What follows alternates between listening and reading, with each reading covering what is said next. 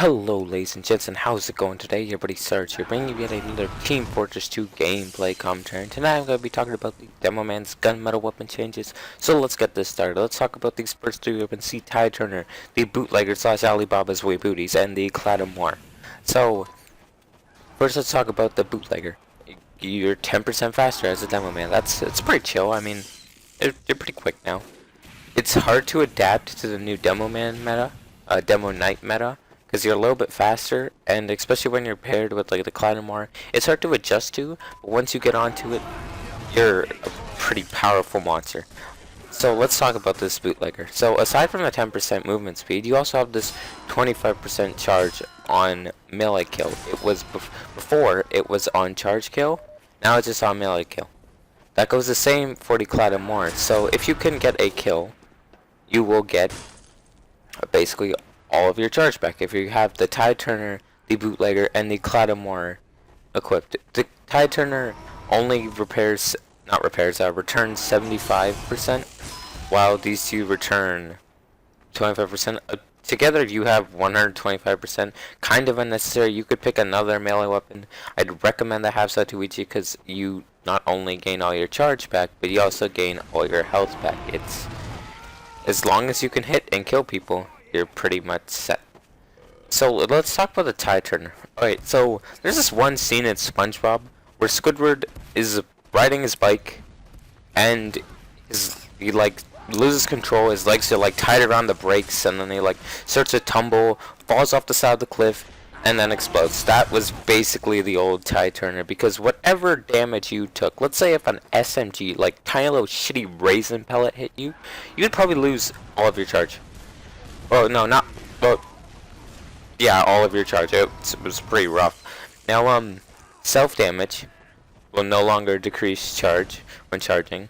Fall damage will no longer decrease charge when charging, and the amount of charge taken away on damage when charging has reduced from 3 to 1 point per damage. So let's say a sniper did a grand total of 25 damage to you, you'd only lose 25% of your charge. Before, if he did 25 damage to you, which was just a genuine SMG shot, that would kill 75% of your charge. That is a lot of charge to be killed.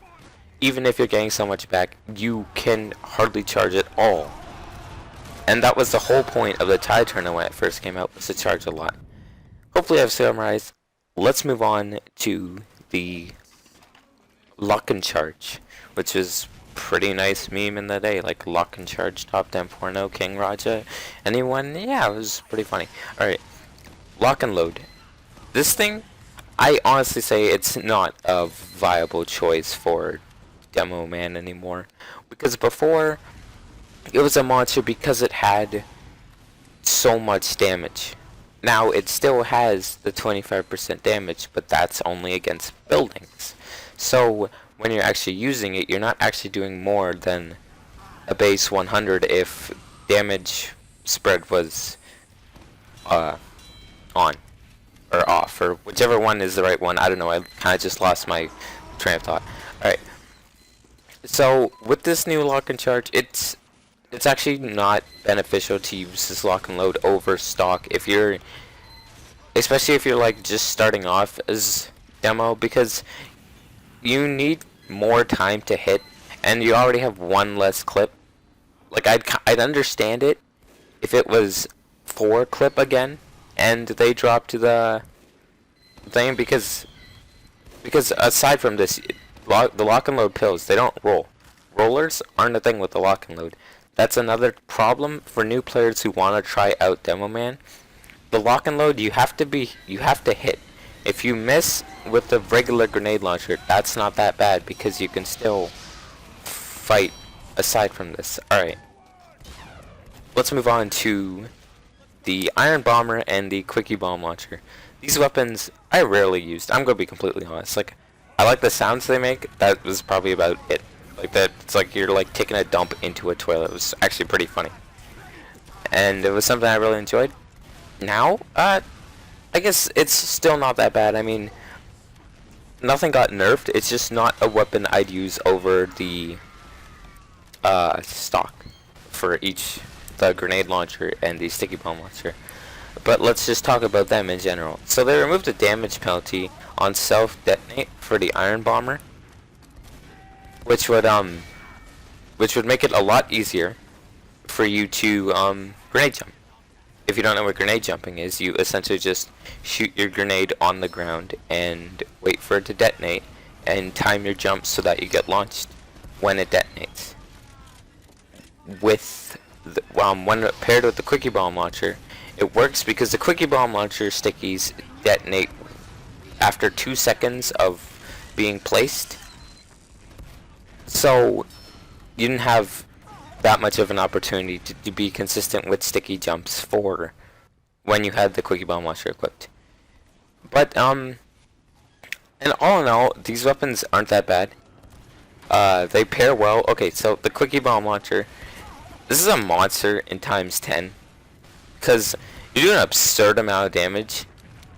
Because with the new quickie bomb launcher, damage is increased the longer you hold down the charge. So if you like hold it down for like, I don't know, like 2 seconds, you do way more charge than if you were to just, or no, way more damage if you were to just shoot it anyway without any charge. Just like click and then shoot.